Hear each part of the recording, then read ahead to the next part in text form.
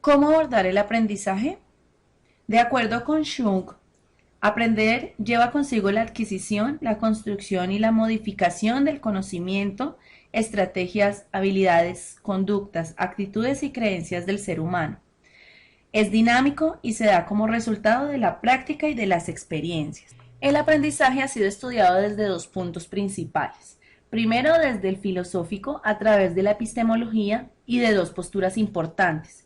Platón, Descartes y Kant con el racionalismo, entendiendo el conocimiento como derivado de la razón independiente de los sentidos.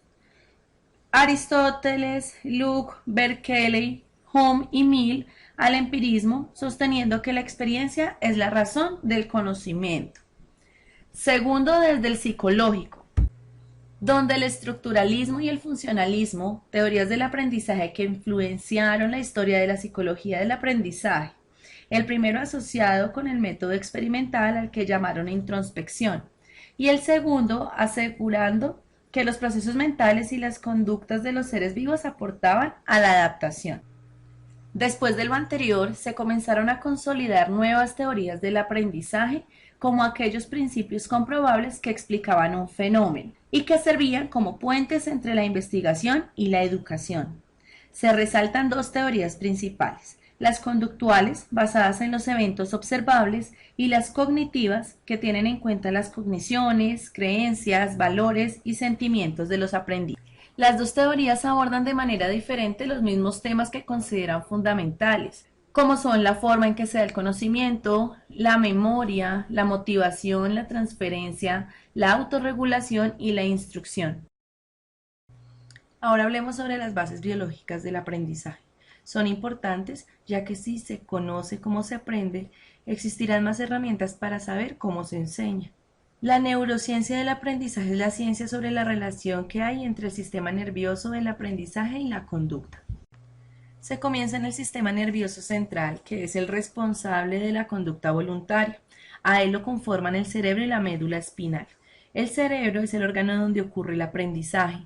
La médula espinal es una prolongación del cerebro, transmite señales desde y hacia el cerebro, siendo el mensajero central entre el mismo y el resto del cuerpo. Las neuronas y las células gliales son aquellas que componen el sistema nervioso central.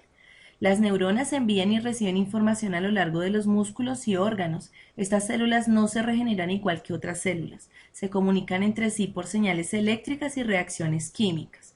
Las segundas, las células gliales, sirven de soporte apoyando a las neuronas, eliminan las células muertas del cerebro y colocan la mielina, quien ayuda a transmitir las señales.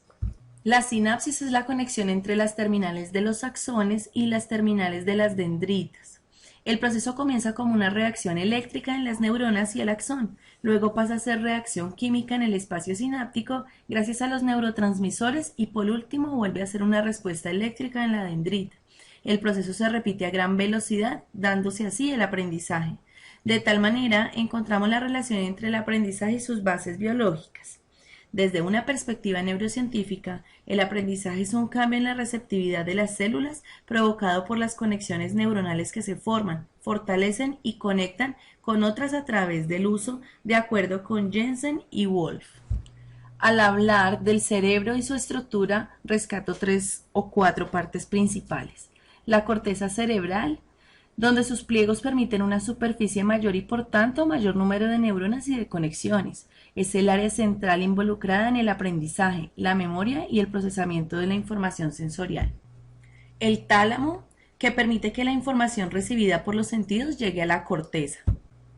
El hipocampo es responsable de la memoria a corto plazo y ayuda a que la información se fije en la memoria a largo plazo. El cuerpo calloso, que conecta los dos hemisferios para el procesamiento neuronal.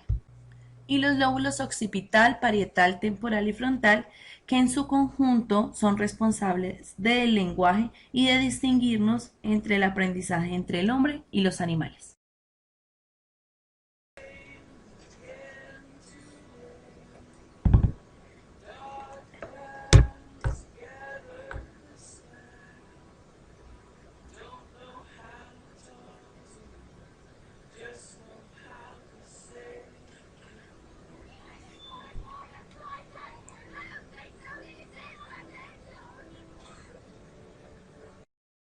Entonces, ¿para ti qué es aprender? Yo creo que el hecho de aprender ni siquiera es como memorizar cosas, sino tratar de interpretar los conocimientos que nos da como cada profesor. ¿Para qué se aprende? Creo que se aprende para la vida misma. ¿Y cómo sabes tú que aprendiste? Si el proceso Eh, lo haces tú misma, ¿cómo sabes que aprendiste? el hecho es que cuando nos damos cuenta que aprendemos, es cuando ese mismo conocimiento que adquirimos se vuelve práctico en nuestra vida. ¿Cómo consideras tú que se aprende biológicamente?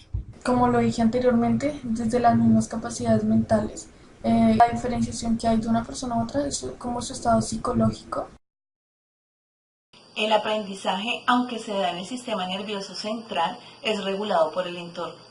La sociedad, las telecomunicaciones y todo aquello que genera impacto en el aprendiz influye en el aprendizaje. El niño aprende principalmente por repetición y utilizando los sentidos. De ahí que los adultos que los rodeamos consideremos esto como premisa para la enseñanza de ellos. Los adolescentes, en cambio, hacen significativo lo que pueden asociar por medio de diferentes estímulos, como por ejemplo la tecnología. Los adultos aprenden por decisión y por alcanzar sus metas, no por imposición.